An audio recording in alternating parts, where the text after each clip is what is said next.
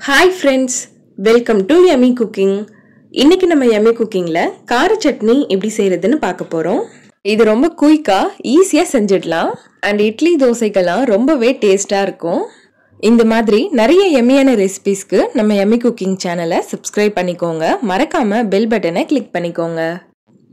கார சட்னி செய்யறதுக்கு ஒரு மிக்ஸி ஜார்ல 2 பெரிய சைஸ் தக்காளியை கட் பண்ணிட்டு சேர்த்துக்கோங்க. இது கூடவே 2 வெங்காயத்தை கட் பண்ணிட்டு சேர்த்துக்கோங்க.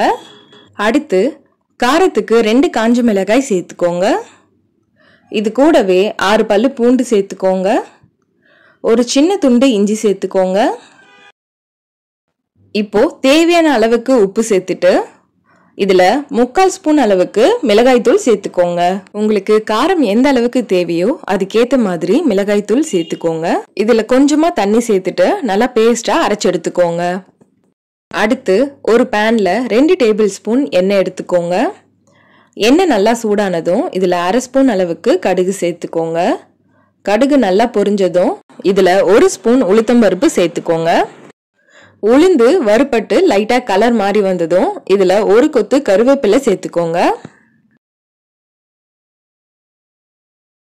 இப்போ நம்ம அரைச்சு வச்சிருந்த பேஸ்ட்டை இதுல சேர்த்துக்கோங்க. சேர்த்துட்டு இதுல கொஞ்சமா தண்ணி சேர்த்துக்கோங்க. நான் ஜாரை அலசிட்டு அந்த தண்ணியை இதுல சேர்த்துக்கிறேன். இப்போ இதை நல்லா மிக்ஸ் பண்ணி விட்டுட்டு ஸ்டவ்வை மீடியம் ஃப்ளேம்ல வச்சு ஒரு 5 நிமிஷத்துக்கு இதை நல்லா கொதிக்க விட்டுடுங்க.